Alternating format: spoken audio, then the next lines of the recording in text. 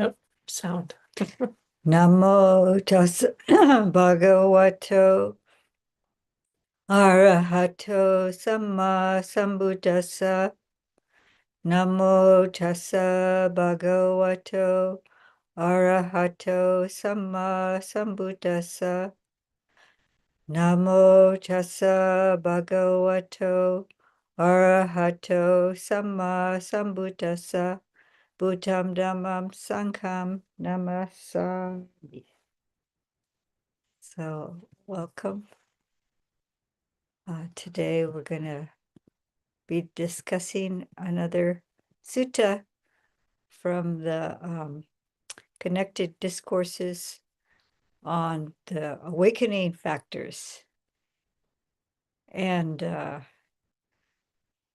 I've been doing the sequence, and I've taken some extracts from some of the previous suttas because they inner or they're supportive, I think, in explaining the suttas. If you just look at the connected discourses and you only look at one sutta, it's almost an extract in itself from a larger teaching or a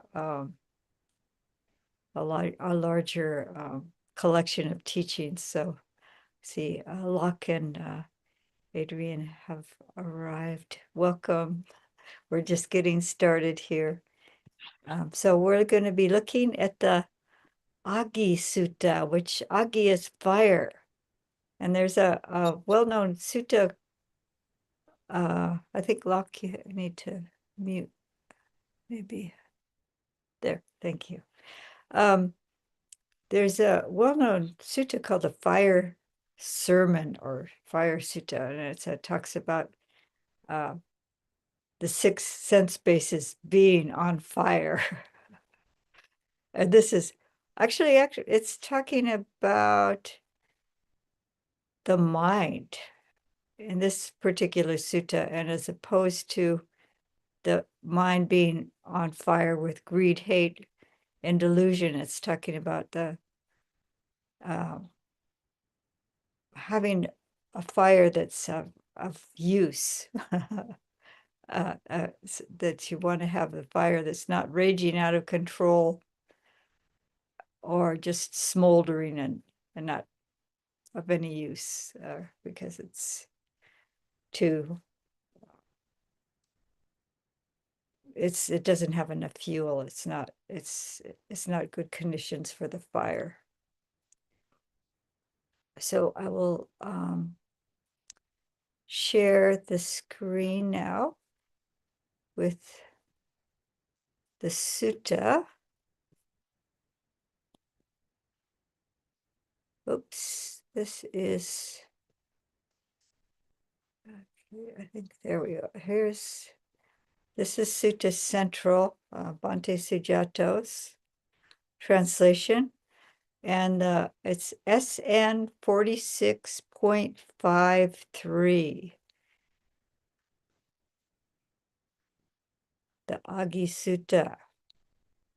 So the Buddha here is speaking, it says to the mendicants, to the monks, but could we be speaking to any person who's doing the practice of meditation? Because this is specifically dealing with our meditation practice.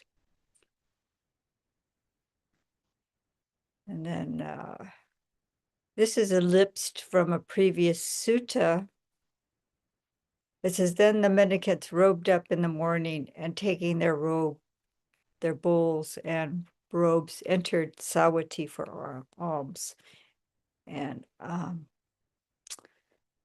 so they go to a park where the various wanderers gather because it was too early for alms. And then the mendicants were like, well, how is the way the Buddha teach it different than the way we practice? Because we also are trying to develop the awakening factors, and we're also trying to abandon the hindrances. So what's the difference? Okay, something to that effect. And then the Then after their alms, they go back to the Buddha and report what happened, the conversation with the wanderers. And this is what the Buddha replies. Mendicants, when wanderers of other religions say this, you should say to them, reverence. This is a polite term for other people who are ascetics. See, I have to move this, I think. There it goes. Reverence. Which awakening factor should not be developed when the mind is sluggish? And which awakening factor should be developed at that time? Which awakening factor should not be developed when the mind is restless? And which awakening factor should be developed at that time? Question like this, the wanderers of other religions would be stumped, and in addition, would get frustrated. Why is that? Because they're out of their element. So I think they think they're developing awakening factors and they think they're abandoning the hindrances, but they really haven't gained mastery yet. So then the Buddha, this is a standard proclamation the Buddha makes. I don't see anyone in this world with its gods, maras, and divinities, this population with its ascetics and Brahmins, its gods and humans, who could provide a satisfying answer to these questions, except for the realized one or his disciple or someone who has heard it from them. So he's proclaiming his teaching as unique.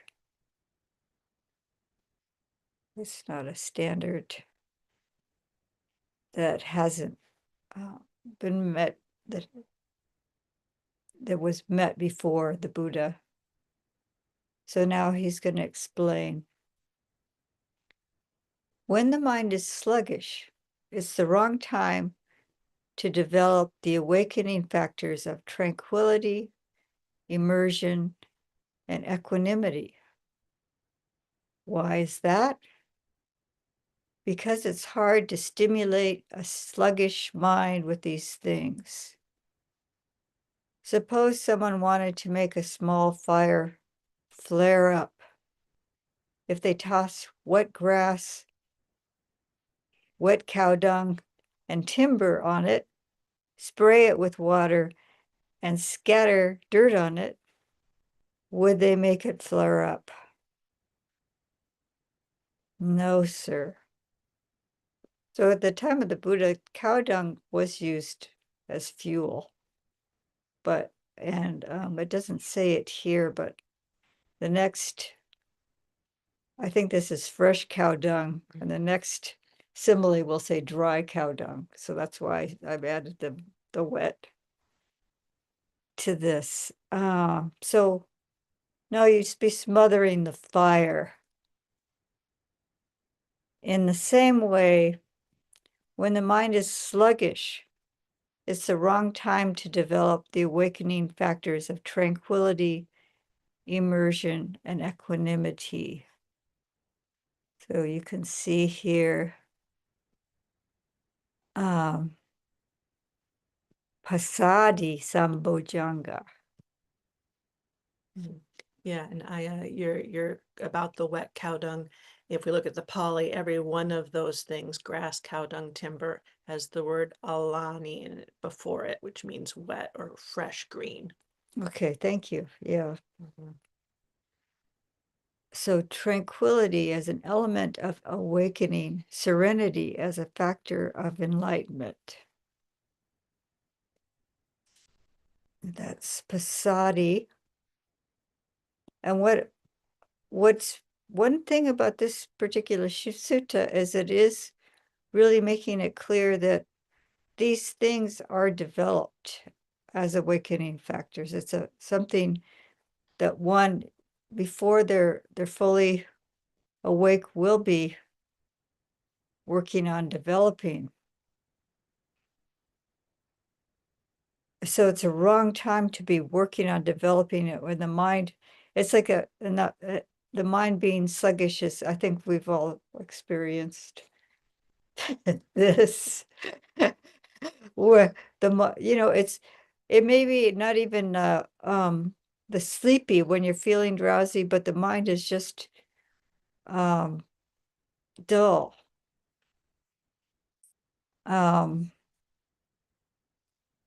and the pasadi would put you to sleep probably, and the samadhi just wouldn't be possible because you wouldn't have the clarity of mind that's needed. So you couldn't and be developing samadhi. You'd be fooling yourself. You'd just get into some kind of daze. So there's the samadhi here is stability of mind as an element of awakening, mental composure as a factor of enlightenment. So the calming, if the mind is already, sometimes I say, describe it as too calm. It's just like the mind is just too calm. And then upekkha, Well, calm without the balancing factors. yeah, without the it's calm without the clarity, without Yeah, the yeah, balancing factors. yeah. Yeah, we're going to go to the document and we can get more discussion going at that point. Great. But yeah, thank you for that. Yeah. And then upekkha, um, as an element of awakening. Yeah, you could be pretty sluggish and equanimous, but it would be more like being kind of indifferent. I think so. Yeah. Because I think that dullness is also kind of a checking out. So there is a somewhat of an aversive quality to it. So I don't think it would be really true Pasadi. upekkha. Upeka. And or you could be just kind of happily checking out. I don't know. But there might be some kind of a pleasant feeling to it. But if there's no brightness, no alertness, no wisdom to it, then it's not true upekkha. So so in the same way, when the mind is sluggish, it's the wrong time to develop the awakening factors of tranquility, immersion, and equanimity. Why is that? Because it's hard to stimulate a sluggish mind with these things.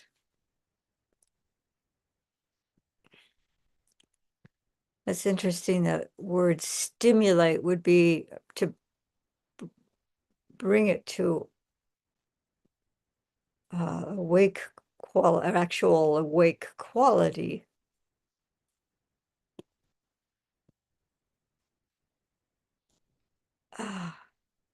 So this is the sluggish mind is forgotten, confused, lost. I think that's the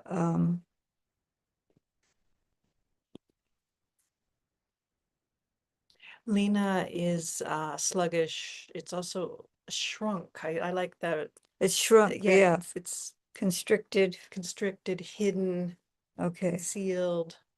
It's hard to see and be. But then there's this other, I don't know, this is Dusa Mutapayang.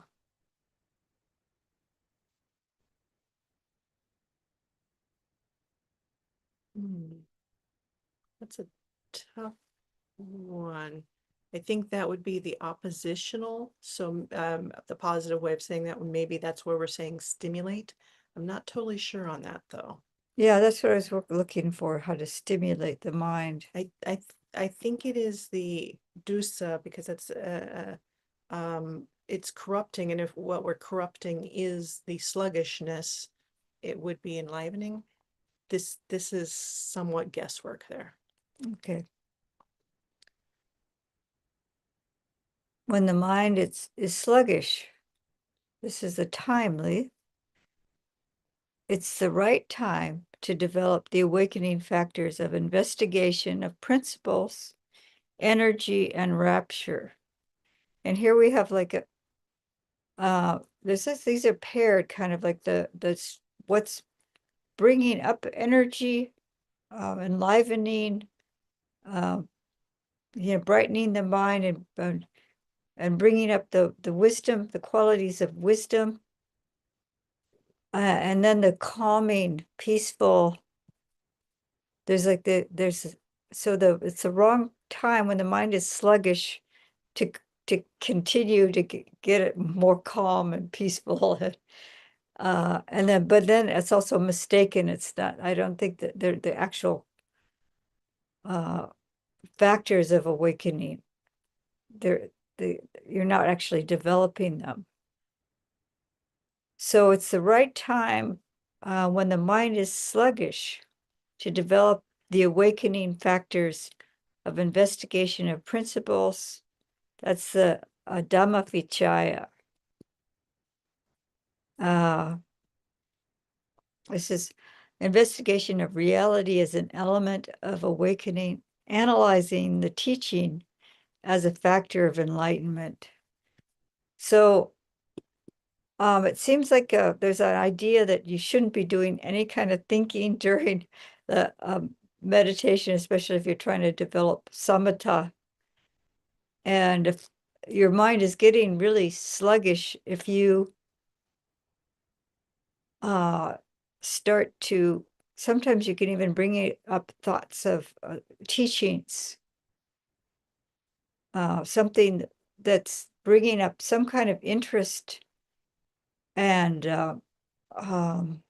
investigation, like you're working on either what's happening with the mind, sometimes turn that investigation towards the sluggish mind of like, where is this coming from and why is it happening? Or you can think about some Dhamma, like Four Noble Truths or something, start investigating those things. And that, so you say to yourself, I've been following the breath and my mind is just dull. And now I'm going to intentionally change to a different subject. So I'm going to do some amount of investigation. It's not like I'm doing insight practice per se, like vipassana is at a certain level when the mind is very clear and sharp, but this is like to brighten up the mind and to get the energy up. And then virya, that would be to activate the virya,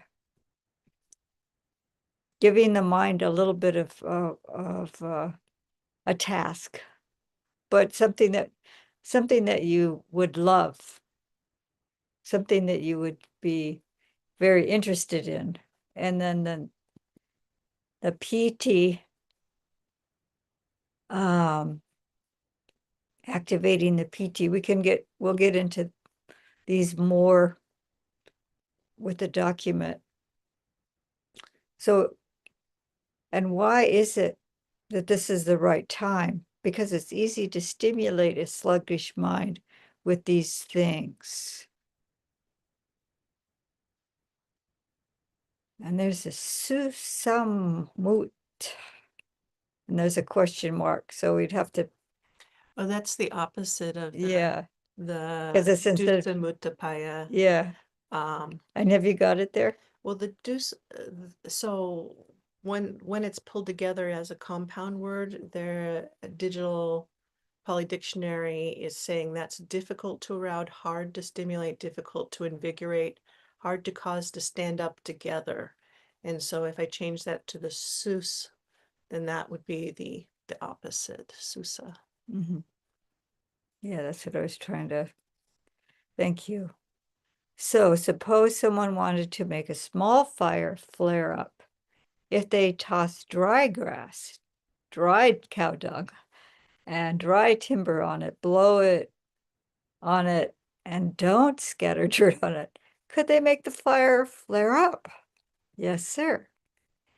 In the same way, when the mind is sluggish, it's the right time to develop the awakening factors of investigation of principles, energy, and rapture. Why is that? Because it's easy to stimulate the sluggish mind with these things. So the trick is to bring those things up. How do we bring those things up? Investigation of principles, energy, and rapture. We can get into that when we get to the document. Oh, so now we have the restless mind. When the mind is restless, it's the wrong time to develop the awakening factors of investigation of principles, energy, and rapture. Why is that? Because it's hard to settle a restless mind with these things. Suppose somebody wanted to extinguish a great mass of fire.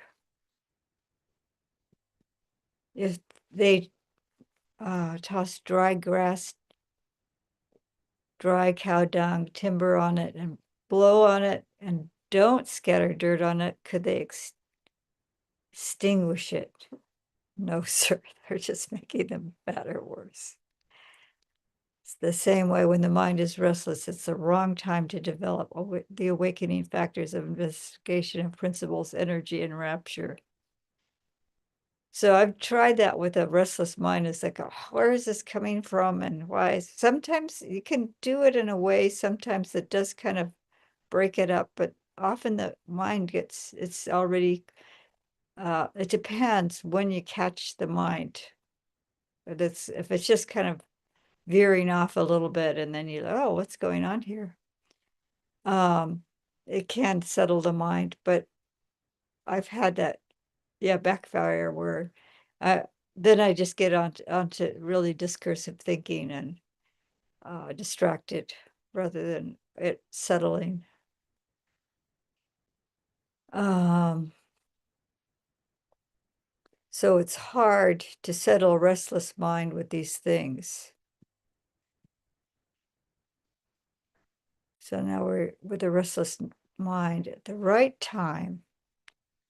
When the mind is restless, it's the right time to develop the awakening factors of tranquility, immersion, and equanimity. Why is that? Because it's easy to settle a restless mind with these things. Easier. Easier. It's possible. It's I think possible. I Yeah. think maybe what it's saying too is because we're developing these factors and if you've Oh, developed definitely. Yeah. if you've developed a certain amount of passaddhi, a certain amount of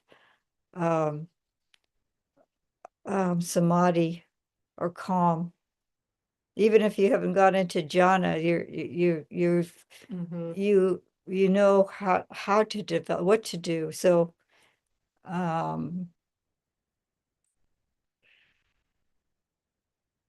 it depends on what your meditation object is too, and you might change the meditation object. Mhm. Like if I can't stay on the object because I'm working with the breath, and that's too subtle of an object, and my mind is just too coarse. I might go into like choose a Metta. metta, yeah, some metta phrases, using taking the verbal formation, the Vachi Sankara, and putting that to work. uh So you're giving the verbal formation a job, so you start saying metaphrases and that can calm the mind, but you also need to get in touch with the body as well. The feeling of the metta is not just kind of a recitation. Yeah, it's a really evoking a feeling. So suppose someone wanted to extinguish a great mass of fire, they toss wet grass, cow dung, and timber and spray it with water and scatter dirt on it. Could they extinguish it? Yes, sir. In the same way, when the mind is restless, it's the right time to develop the awakening factors of tranquility, immersion, and equanimity. Why is that? Because it's easy to settle a restless mind with these things. But mindfulness is always useful, I say. So you saw these, there's two, a pair of threes, like two pairs of, one pair of threes on either side with the calming and the invigorating factors. So we're going to go to the document now. See if I can get that right.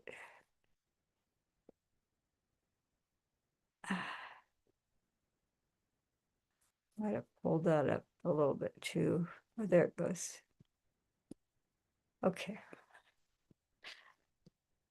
So this is Venerable Bhikkhu Bodhi's translation. I just thought I'd do this for a comparison. And then I have some other extracts. And this is these are extracts, so it's not the full sutta. I think I'm just going to go to the untimely and timely.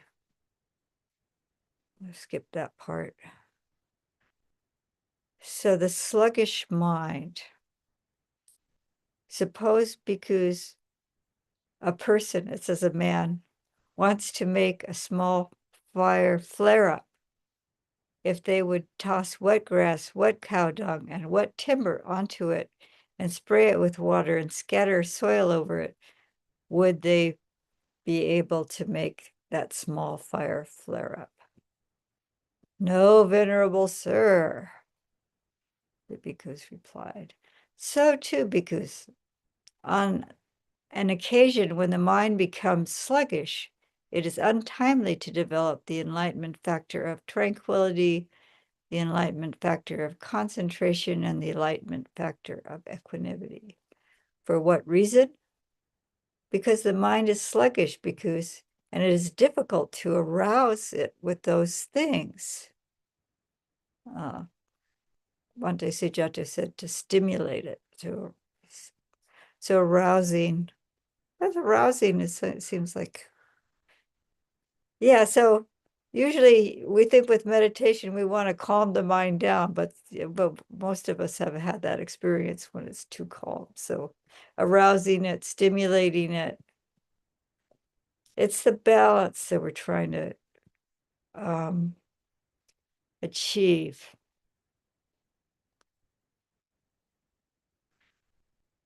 So on the occasion, because when the mind becomes sluggish, it is timely to develop the enlightenment factors of, he says, discrimination of states instead of, what's Bhante Sujato says? I don't know, investigation. Investigation of principles, yeah. It's a Dhammavichaya, the enlightenment factor of energy and the enlightenment factor of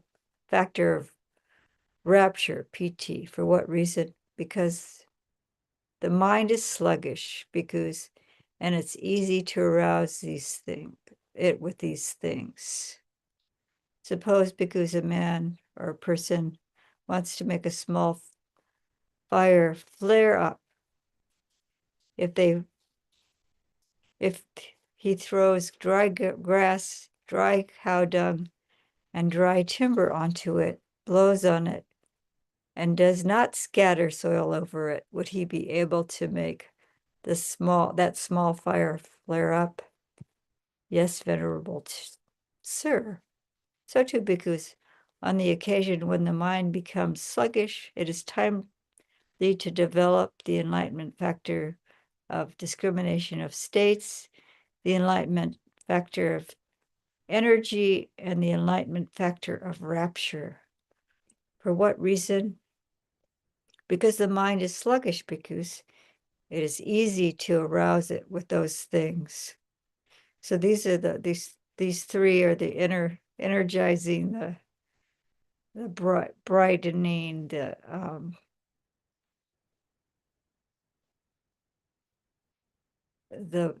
more kind of energetic qualities.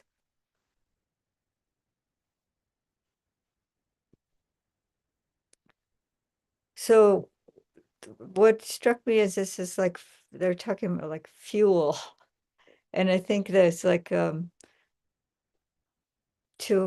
able to have this balance in the mind and to nourish the mind in a particular way, or to be caring for something, and you want to know with the mind, like any kind of living being needs to be nourished, and you don't want to give too much at the wrong time of the wrong kind of food, kind of a thing. So we had looked at this sutta, the body. So I just did the sluggish mind. We're gonna look at um, the restless mind in a moment. But um, does anyone have any questions so far, or anything they'd like to add, or did you have something to add to that one? Okay, so there's a number 2 in the connected discourses on the awakening factors, SN 46-2, the body. This talks about ahara. This is aharo, which was just a different form for the bojjhangas. And that's a nutriment or fuel. This body is sustained by food. It depends on food to continue, and without food, it doesn't continue. In the same way, the 7 awakening factors are sustained by fuel. They depend on fuel to continue, and without fuel, they don't continue. So I thought I'd bring this back in because he's talking about to balance the mind by using particular awakening factors. So how do we bring those up? It's like the fuel needs fuel itself, I guess. Maybe, I don't know. How do we bring them up? So what is the nutriment for the arising of the unarisen enlightenment factor of energy? This is Bhikkhu Bodhis again. And for the fulfillment by development of the arisen enlightenment factor of energy. There are bhikkhus, the element of arousal, the element of endeavor, the element of exertion. Frequently giving careful attention to them is the nutriment. So we have to look at ourselves, I think, what actually is bringing up energy in ourselves. Also, the Dhamma Vijaya also brings up energy, but what if we see the mind is bright and energetic, we can consider for ourselves what is supporting that. So this is this careful attention, this yoniso manasikara, and bahulikaro is the frequent applying frequently, this yoniso manasikara. And Bhante Sujato says, frequent rational application of mind. And I was contemplating these two translations of Yoniso Manasikara, and I was thinking there is an aspect of being careful like carefully attending, and then there's a where it's, then there's the rationality of the mind and uh considering that just really pragmatically, or like systematically, or so there's this combination of careful attention, and that rational aspect of the mind. And you said, I like what you're saying now with uh, considered. uh, I think that's a softer but still pinpointing term, considered, care and consideration. Um, I like that. Yeah, that gets the qualities of rational without it feeling computationally and, yeah, so it's kind of a spectrum. There's this, it's a combination of yeah, I mean, if you have a living being that you're caring for, and then you would be looking, uh well, what's going on here, and looking at something, if something's going off, and I don't know, I I'm just thinking, if you're you're considered and considerate. yeah, like if the cat is, you have a cat, and you notice there's something going on with the cat is panicked or something, and so then like you're looking really yeah, with careful consideration, and but also maybe systematically of, Mhm. did I do something, or is there something different in the environment, or what's going on, or the food I gave them, was that not agreeing with them, and they're like something. So you go through a list of things of what, so with the mind too, like what's supportive of it and what's harmful.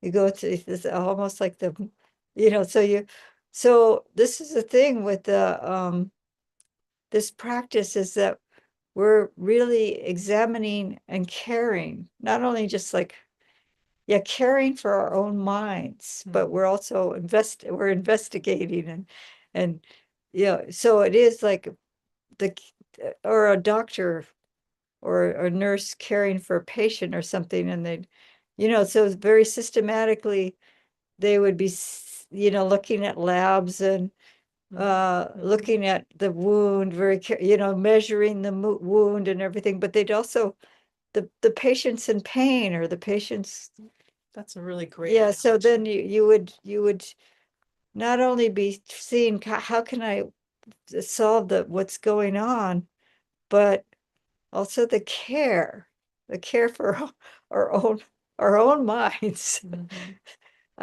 So I think this is where this rationality and the caring come in. So we looked at so I just wanted to bring in the Yoniso Manasikara, because I think that's an aspect of this process of when we see the mind is sluggish. And here we're looking at the excited mind. And suppose that a man wants to extinguish a great bonfire. If he or they throw dry grass, dry cow dung, and dry timber onto it, blow it, and does not scatter soil over it, would he be able to extinguish that great bonfire? No, venerable sir. So this is the thing with the fire, it's like out of control at this point. So too, because on occasion, when the mind becomes excited, it is untimely to develop the enlightenment factor of discrimination of states, the enlightenment factor of energy, and the enlightenment factor of rapture. For what reason? Because the mind is excited, because it is difficult to calm it down with these things. Did you have something you wanted to add? Okay. Suppose because a person wants to extinguish a great bonfire if they throw wet grass, wet cow dung, and wet timber onto it, spray it with water, and scatter soil over it, would they be able to extinguish that great bonfire? Yes, venerable sir. So too, because on an occasion when the mind becomes excited, it is timely to develop the enlightenment factor of tranquility, the enlightenment factor of concentration, and the enlightenment factor of equanimity. For what reason? Because the mind is excited, because it is easy to calm it down with those things. So notice it's the time to develop, to so it's we're in the process of development, but hopefully there's a time when the mind isn't at either extreme, and we have been in the process of developing these factors, so it's not I think we have it's like developing tools over time, and then we can go to those tools. So we've already had some experience with the mind when it's more peaceful or settled and clear, eh, uh, or with some equanimity. So, but that observation of the mind and knowing when to balance it is what this is speaking to. And it says, but mindfulness, because I say, is always useful. And the mindfulness proceeds and is a support to all the factors. Do you have anything, IA, to Oh, say about this? um, the analogy that comes up, I was trained as a community emergency response person, and I had a toolkit in my car. And it had things to smother fires, and it turn off the gas, and that kind of thing. And if there's a fire and you simply, you know, remove one element, oxygen, it will go out.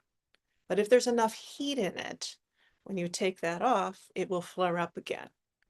And maybe you really need to go to the source. And so what we're doing here is balancing things out until they are the full enlightenment factor, and the fuel for the hindrances is no longer there. In the meantime, I think it's really prudent to know, what am I going to put on this fire? Is it an oil fire? Is it then you don't put water on it. That's not going to help. So I think there are some analogies here that work really well. No, thank you. That's wonderful. Yeah, that's a good point too. But what are we smothering? Is it like what this is when the mind we're developed to a certain point. We are made the major thing we're working with is sluggishness, which is a dullness and drowsiness, a tinamida. Mm, So you mentioned the hindrances. So these are two hindrances. They're not, it's not ill will particularly, or although it might be really subtle, or not desire particularly, but we're dealing with these two hindrances. And so, well, how do we mhm, work with those? Because they're a little more subtle than the blatant um anger and hatred and and sense desire, because we can trick ourselves with these. So to know just the right what we should, and the fact that you could remove the what's smothering the fire too soon, mhm, mhm. that's really great. That's a great And analogy. and Yeah. also, this is enough to get us into a state for calming the mind, entering samadhi, and then having the right environment to explore more deeply, so that we can then go to the root and cut off the asavas, the underlying, the so to turn the gas off and stop letting it flow into the system. But we can't until the fire is out enough, you can't go the the people who would follow and say, well, how did this fire get started? It's not safe for them to do that investigation unless the fire is out enough to do the investigation. So, yeah, Thank you. but this is not the end of our journey Yes. yet. So I wanted to bring these, continuing with the body and what is fueling what when we see the mind is restless, what fuels the arising of the awakening factor of tranquility, and or when it has arisen, fully develops it. It says there is the tranquility of body and the tranquility of mind, frequent rational application of mind to that fuels the arising of the awakening factor of tranquility, or when it has arisen, fully develops it. So what we're doing is looking at the mind itself and seeing, you can start with the body. If the, what, how to, like if I notice my mind is restless and I go to the body and I see the tension in the body and I relax the body, and then I see the mind in response is starting to, so I'm paying attention to those things. It's this is the rational or the careful application of the mind to, or I remember what is it that's helpful to me to calm the mind? What is it that's helpful for me to calm the body? Um, so both those approaches of actually actively, seeing the tension in my hands and just like letting the hands relax, or this tension in my shoulder, and just gently, carefully reminding them to relax. So this frequent rational application of mind to that fuels the arising of the awakening factor of tranquility, the passaddhi. Ah, and what fuels the awakening factor of immersion?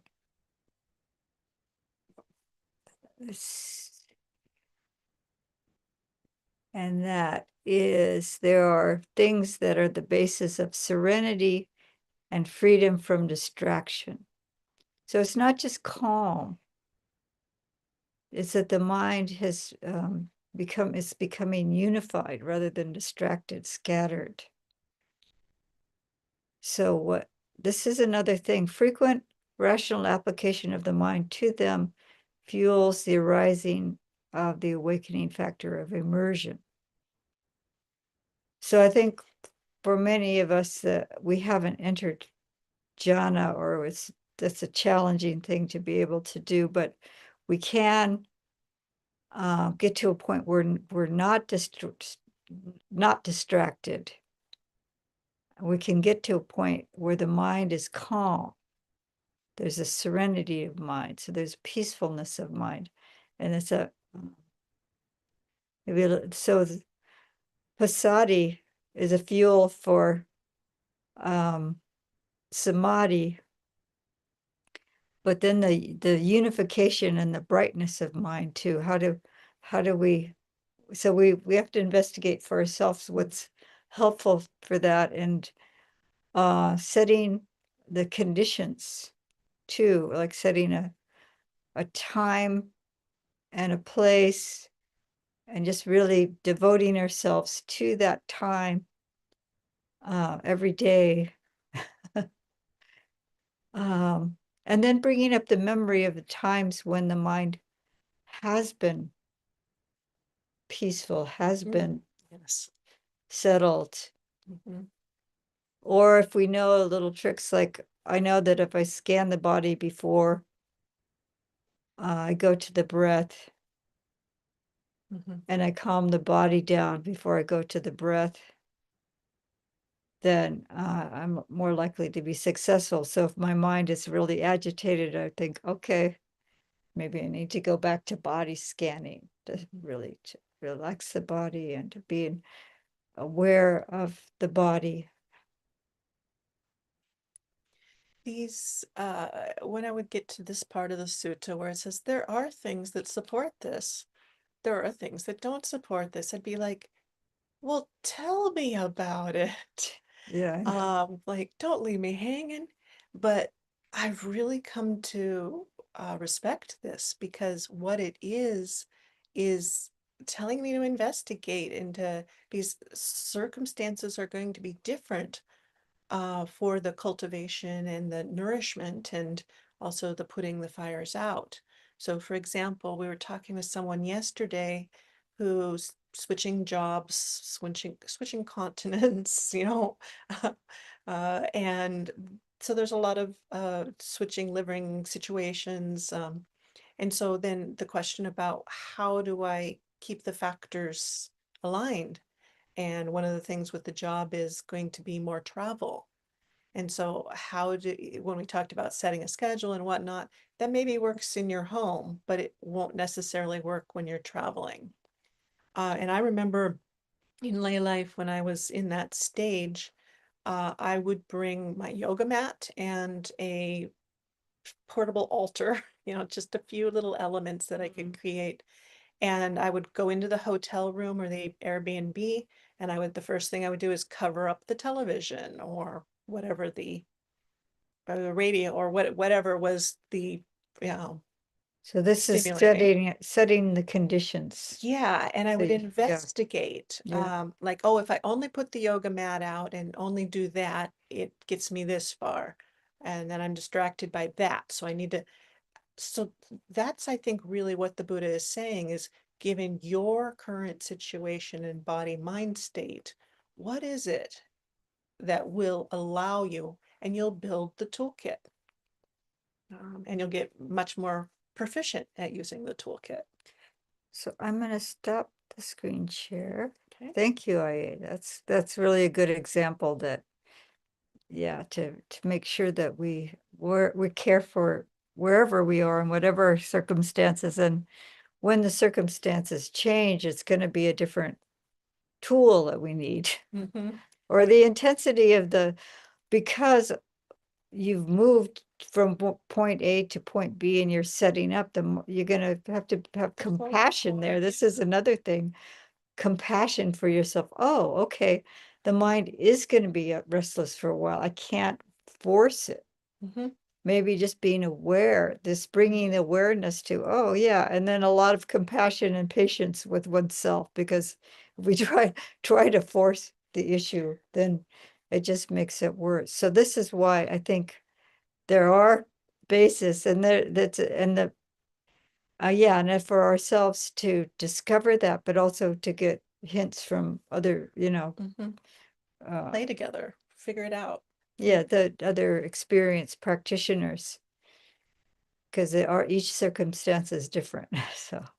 So are there any questions? Put up a virtual hand or on your own on the screen hand, In the room hand. in the room hand.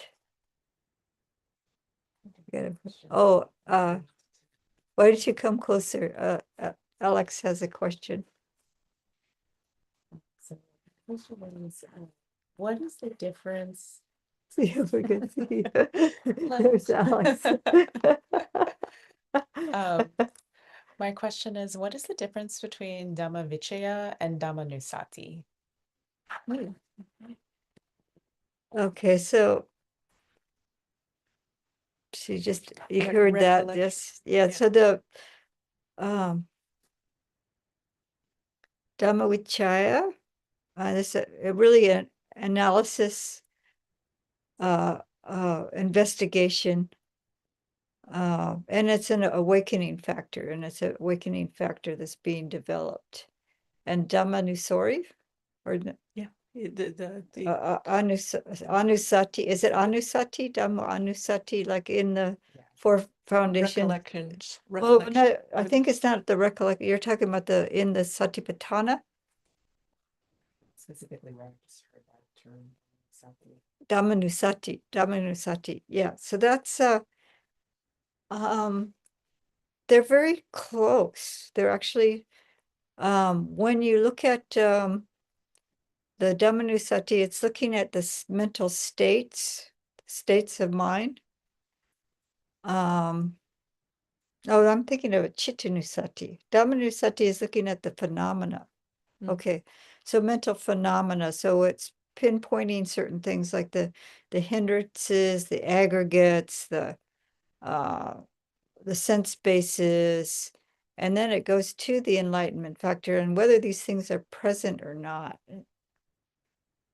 And once the Dhamma Vichaya is, I think, it's a deeper investigation and looking at causes. It's like a really deeper, instead of just, is it present, is it not present, and just seeing the arising and the passing and what's causing it. It's getting more towards the root because it's the awakening factor, and it's going to be cutting the roots, cutting at the roots instead of, I think it's a more active. This is my understanding of it. Yeah. You have here's a Well, see, nusati, that it's, a recollection, a contemplation, so you're, and then the sati, the mindfulness, so it's like incorporating some of the tools from, like, you've got the Four Noble Truths, you've got the Seven Factors of Enlightenment, that kind of thing. So you're bringing them into heart, mind, body. Whereas the Dhammavijaya, actually that the exercises to see if they're present or not, And- what's present, what's not present. yeah, That's and yeah, is it here? Is it not here? yeah. And there is a cultivation that's happening, but then with the Vijaya aspect of it, I think that's they go together. I mean, They do go there's together, but very it's a much deeper, it's a at a quality, deeper level. yeah. Because what happens, you work the Satipatthana first, and then it gives rise, when the mindfulness is unremitting, then it gives rise to, mindfulness becomes an awakening factor, and then Dhamma Vichaya arises. But I think we've been doing all that of investigation ahead of time, but this is getting, it's got to be getting, because an awakening factor, it's really getting to the root. Mhm. And it's kind of fractal, because you've got the seven factors of enlightenment, which include the Dhammavijaya within the Dhammanusati. And just to clarify, for both words, Dhammavisati, Dhammavichaya, is it little d Dhamma or big D Dhamma? That's I think the Dhamma, yes. yes, big and little, but Dhamma, yeah, some people don't even like that use of the capital and lowercase.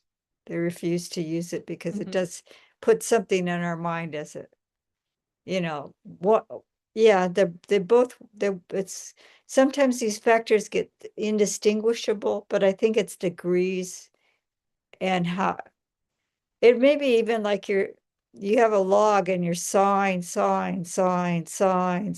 just, and then the saw is skipping and you keep trying to get it in the groove and and it's not so effective, and then eventually get to a point where you can get really a deep groove and you're going, you're going at it and going at it, and eventually you realize you've got to change the angle and get it so you can work with it this way, and then eventually get to a point where the cut is just like, it's just like, they're really effective and you're just getting really deep into it and you've gotten through it, and then the log comes apart, but you've cut it carefully enough so you're not losing the heartwood. You've got you got, because you're knowing how to angle it at a certain point. So it maybe that part, that work we're doing, it's just getting deeper and deeper and deeper and deeper. And it seems like it takes forever.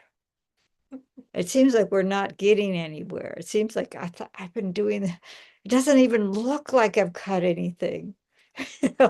I'm just on the bark still, I'm still working through that. And then all of a sudden, oh, yeah. So then we're getting the hang of it and we're getting the strength. Our arm is like, we're having, uh, like, or we're cutting multiple pieces of wood and we're getting the technique down and we're getting it so we're getting more skilled and we're getting, like it deep and being able to cut the wood more precisely and protecting the heartwood uh and then yeah, so then it just becomes we're skilled at it. So it's like it's not like that, it's not like we let go of certain ways of investigating and understanding that we've gained and things like that. We're we're we're just it's developing over time and it just gets more and more skilled and we're being able to go deeper and deeper until we're able to, I mean, the original idea of a big log that we're cutting through and it's taking a really, really, really long time, maybe because it's a continuous thing. But when you get to the heartwood part, it's harder. It's a, it's a, we might have to slow down. It seems like we're working harder again at a certain point. And then, but then we get through it. So I think that's a kind of the end stage of we've gotten to a certain depth that we're not going to stop. We're gonna make it through. Because we could just give up. Just don't give up. No, don't give up. So we have to just keep working at it. But yeah, in the Satipatthana, there's specific things in the and it is a mental phenomena rather than the states with the Dhammanusati. Mm-hmm. And then with the and it is anusati is recollection. That is the definition. So, but it's also remembering to do it in the first place. I remembering Indeed. of remembering what we're supposed to be looking at, and then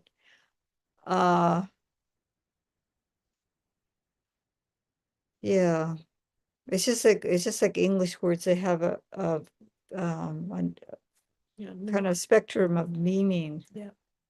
There's not just a single meaning. So I hope that's not Helpful? Is that helpful? I hope it's helpful, not confusing. Something to play with. Less confused. Okay. You can play with it. Yeah. Yeah. Not more confused. Yeah, because sometimes I do, even like with Yoniso Manasikara, I think it is an investigation into the origin of things and how things arise and things.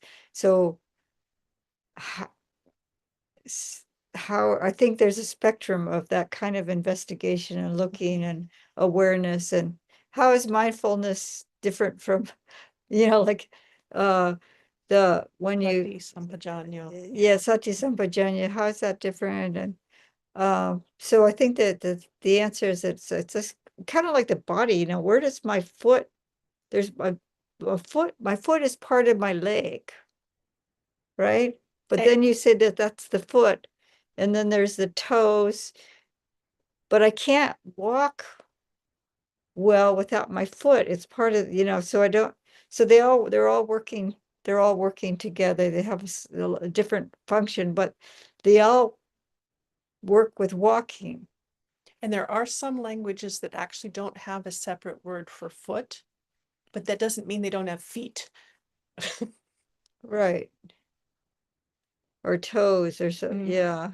Yeah. So it's all part of the body and it's all, I can't, yeah, so the whole body walks. Mm-hmm.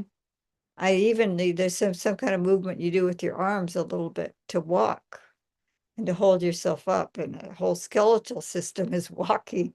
The whole muscular system is, so we do, this is all on the path to awakening, so they have a slightly different function and different and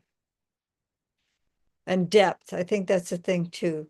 And as a or practice develops, something that started out as the Yonisо Manasikara may actually be an element of the Dhamma Vichaya.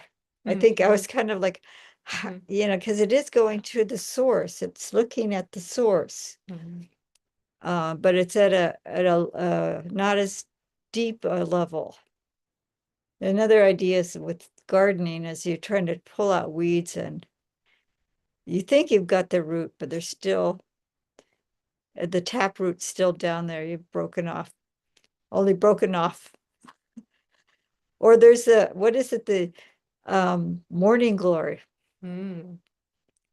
You dig and dig and dig, and there's all these pieces that break off, and they just become a new plant. And you always have to keep weeding, weeding, weeding, weeding, weeding. So, but you keep cultivating and get deeper and deeper and deeper and deeper. And in the meantime, you're not trying to damage the plants you want in your garden. You want to nourish them. The awakening factor plants. All right. Well, we're definitely over to. Oh, we're over time. So did anyone who's we could go to the after party for questions? Should we do that? Sure. Unless you have a question you'd like to share with, no? Okay, so we'll do the closing. And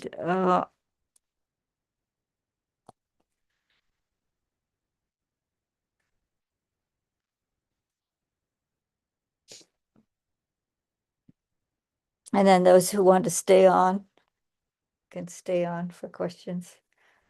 Araham Sama Sambuddho Bhagava Buddham Bhagavantam Abhivademi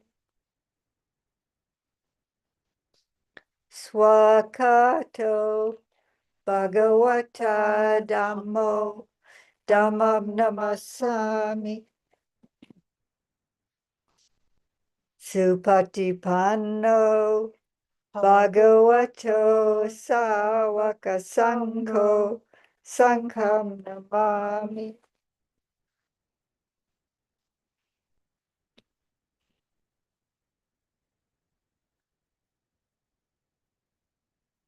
Okay, so we are going to say goodbye to those joining